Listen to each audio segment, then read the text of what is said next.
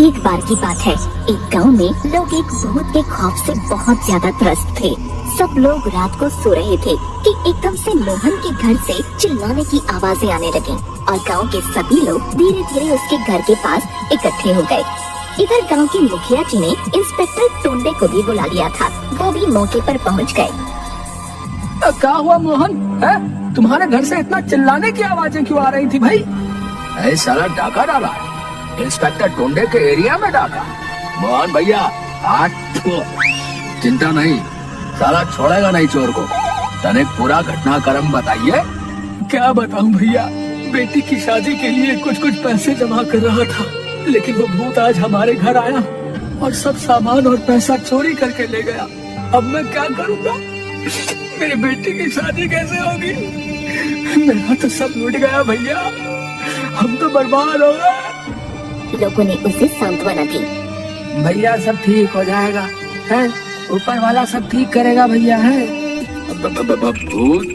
अरे दादा, हमको साला भूत से बहुत डर लगता है। बाकी वो भूतवा हमारे चंगुल से बचेगा नहीं। अब धर दबोचेंगे उसको हम। हाँ बता रहे। अगले दिन राजू के घर से ऐसे ही चीखने की आवाजें आने लगी। गांव के सब लोग फिर इकट्ठे हो गए, गांव वाले डरते हुए। क्या हुआ राजू भाई? क्या बताओ दादा, आज फिर वो भूत आया और हमारे घर से सब सामान और रुपए ले गया। बेटे को गांव से बाहर शहर पढ़ने के लिए एक पाई जमा की थी। अब मेरा बेटा कैसे पढ़ पाएगा दादा? लोगों ने उसे भी काफी सांत्वना दी। इंस्पेक्टर टुंडे भी आए और बहुत परेशान होते हुए मुखिया जी से बोले। अरे मुखिया जी, कोई तो रास्ता खोजिए। कैसे हम उस भूत को पकड़े, बताइए तो सही। गांव के बूढ़े मुखिया जी ने कहा, बेटा सब ठीक हो जाएगा, परेशान मत हो तुम। कहकर चिंतित होते हुए वो भी घर की ओर निकल लिए। वो भूत अब हर रात गांव में चोरी किया करता था। एक तो लोगों को भूत का खौफ था, ऊपर से चोरी का डर अलग सताने लगा था। अगले दिन फिर अब राधा के घर में भूत आया और राधा के बचाए हुए पाई भी ले गया। राधा बेचारी तो सदमे से बेहोश ही हो गई। गांव वालों ने उसे जगाया और पानी पिलाया। सीता ने पूछा, अब तुम ठीक हो क्या राधा? राधा बस रोने लगी और कुछ भी नहीं कह पाई, बस रोए जा रही थी। थोड़ी देर बाद उसने कहा, सीता अब मेरी माँ की आंखों का ऑपरेशन कैसे होगा? जो भी मैंने बचाया था वो सब चला गया। इतना कहते कहते वो फिर रोने लगी। अब ऐसी घटनाएं आए दिन होने लगी थीं। इधर लोग धीरे धीरे इस गांव को छोड़कर जाने लगे। इसी बीच गांव के मुखिया जी का बेटा राघव, जो कि शहर में पढ़ाई करता था, गर्मी की छुट्टियों में गांव आया था। उसी दिन मुखिया जी के घर में भूत ने पहले तो लोगों को डराया और फिर चोरी की। और एक बार फिर से पूरे गांव में हड़कंप मच गया कि जब मुखिया जी का घर ही अब सुरक्षित नहीं है तो किसी और की तो क्या ही बिसात। अब सब पूरी तरह से डर चुके थे, लेकिन राघव बहुत समझदार था। उसे ये बात पहले से ही खटक रही थी कि भूत आखिर चोरी क्यों करेगा। उसने गांव वालों को और मुखिया जी को ये बात समझाने की कोशिश की। बाबा, मुझे नहीं लगता कि ये काम किसी भूत का है। कोई भूत आखिर चोरी क्यों करेगा? हो ना हो ये कोई इंसान ही है। लेकिन गांव वालों में इतना खौफ भर चुका था कि वो राघव की बात मानने को तैयार ही नहीं थे। बाहर से 4 अक्षर का पढ़ा है? बह की बातें करने लगे हो तुम। छोड़ा भैया, चलो यहाँ से। अब बस गांव छोड़ने में ही भलाई है, बता रहे हैं। हाँ, हमारा गांव अब स्थापित हो चुका है, स्थापित। हाँ ठीक कहता भैया, चलो चलो।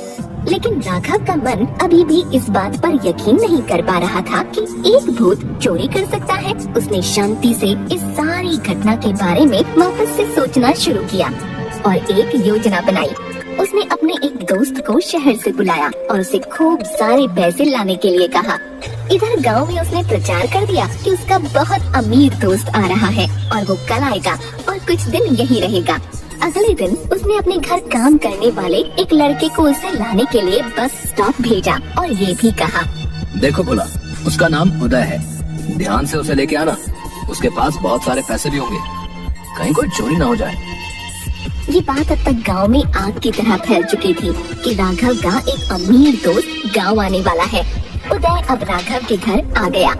उदय ने कहा, राघव, जैसा तुमने कहा था, मैंने कुछ नोट वहीं बस स्टॉप पे गिरा भी दिए थे, लेकिन पूरा माजरा क्या है? ये तो बताओ। सब पता चल जाएगा तुम्हें आज रात, घबराने की कोई बात नहीं है। सुनो, तुम भूत से डरते तो नहीं हो ना? क्या बात करते हो भाई, है? भूत वूत कुछ नहीं होता, चलो मिल लेंगे भूत से भी। हाँ? और दोनों हंसने लगे। राघव को बस अब आज रात का इंतजार था। रात को राघव के प्लान के अनुसार भूत आया, लेकिन राघव ने उसे पकड़ने की सारी तैयारियां पहले से ही कर रखी थी। वो जानकर बस उसी का इंतजार कर रहा था। उधर इंस्पेक्टर टोंडे को भी अपने घर के बाहर चोर पर निगरानी रखने को कह दिया था राघव ने। तुम बिल्कुल चिंता मत करो राघव, है? आज वो चोर भूत बचेगा नहीं हमसे। हाँ, बता रहे। इंस्पेक्टर टोंडे बाहर भूत का इंतजार करते हुए जय हनुमान ज्ञान गुण सागर, जय कपीश तुम्हें लोक उजागर का जाप कर रहा था। जय हनुमान ज्ञान गुण सागर, जय कपीश तिहु लोक उजागर, जय हनुमान ज्ञान गुण सागर, जय कपीश तिहु लोक उजागर।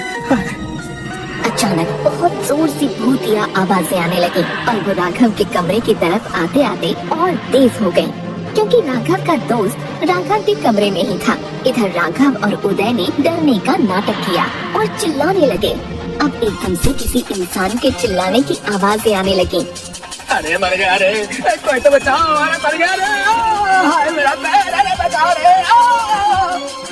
तभी राघव ने रूम की लाइट्स ऑन की और भूत का पैर चूहे पकड़ने वाले ट्रैप में फंस चुका था और वो जोर जोर से चिल्ला रहा था। इधर राघव और उदय हंस रहे थे। उधर पूरे गांव के लोग भूतिया आवाजें सुनकर वहां इकट्ठे हो चुके थे और सभी भूत को चिल्लाते हुए देखकर हैरान थे। तब राघव ने उस भूत के ऊपर पानी भरी हुई बाल्टी से एक बाल्टी पानी फेंका और भूत अपने असली रूप में आ गया। वो और कोई नहीं बल्कि गांव का सबसे बड़ा चोर गुड्डन निकला। मुझे माफ कर दो मालिक, है मैं ऐसी गलती नहीं करूंगा। मैं कभी किसी को नहीं डराऊंगा, मैं कभी चोरी नहीं करूंगा, सबका पैसा वापस कर दूंगा।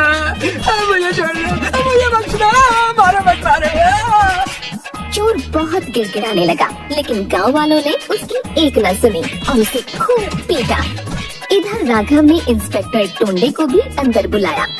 बोला था ना, हमारे जंगल से बचना नामुमकिन है, हैं? आओ अब जेल की हवा खाओ, सब भूत उतार देंगे आज हम तुम्हारा। रे चोर से जब इंस्पेक्टर टोंडे ने पूछा कि वो ऐसा कैसे करता था, तो चोर ने कहा, साहब मुझे पाउडर हाथ लग गया था जिससे कोई भी इंसान अदृश्य हो सकता था और बस मैंने उसी का फायदा उठाया और चोरी करने लगा। चलो अब हम गायब करते हैं तुमको, चलो।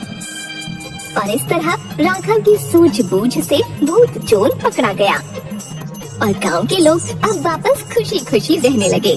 चोर ने जहाँ जहाँ पैसे छुपाए थे सबका पता बता दिया और सबके पैसे भी वापस मिल चुके थे।